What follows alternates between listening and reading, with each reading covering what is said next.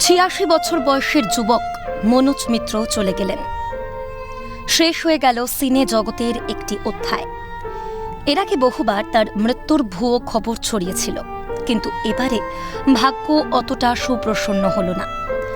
বাংলা চলচ্চিত্র জগতে অনেক নক্ষত্রের কাছে তিনি মাস্টার মশাই।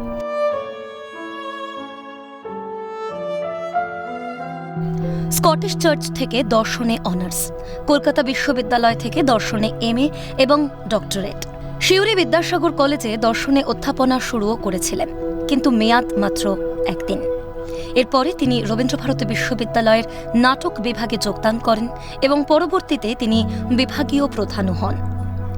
1938 সালের 22শে ডিসেম্বর খুলনার সাতক্ষীরার ধুলিহর গ্রামে জন্ম হয় মনোজ মিত্রের।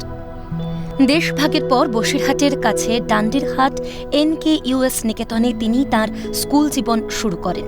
এরপরে স্কটিশ চার্চে ভর্তি হন। স্কটিশ চার্চে তখন চাঁদের হাট।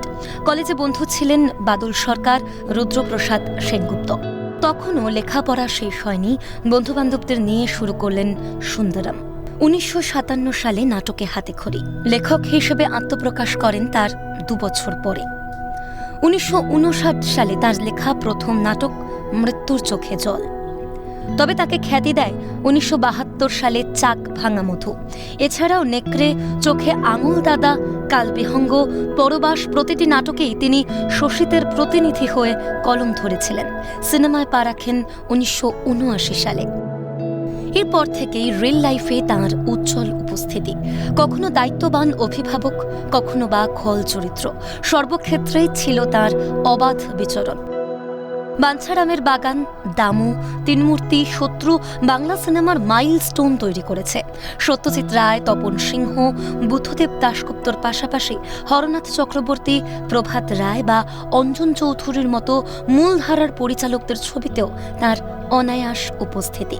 তার কাছে দেশ বিভাগ ছিল নেহাতি এক তামাশা। সেই তামাশাই বারবার ব্যঙ্গ হয়ে ফিরে আসে তাঁর লেখায়। নরক গুলজারে শোষিত মানুষের পক্ষ নিয়ে শাসক শ্রেণীর মুখোশ ছেঁড়ার দায়িত্ব নিয়েছেন তিনি। তিনি ছাড়া কেই বা লিখতে পারতেন কথা কথা বলো না কেউ, কেউ শব্দ করো না, ভগবান নিদ্রা গিয়েছেন, গোলযোগ সইতে পারেন না।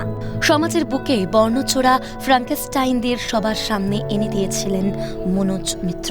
কিন্তু সাজানো বাগানে জড়া ধরেছিল। শ্বাসযন্ত্র কাজ করছিল না ঠিকভাবে, সাথ দিচ্ছিল না হৃদয়। সোডিয়াম পটাশিয়ামের বিশ্বাসঘাতকতায় রক্তচাপটাও আর বসে থাকছিল না। প্রাণীর অভিনেতাকে ফিরিয়ে আনতে আপ্রাণ চেষ্টা করেছেন চিকিৎসক দল, কিন্তু এবার আর ফেরা হলো না। নাটকের ভূমিকায় তিনি লিখেছিলেন আমাদের নাটকের অন্য নাম প্রতিবাদ। এবার তার কলমে প্রতিবাদ ফুরালো, নোটে কাজটি মুড়ল। ক্যালকাটা নিউজ।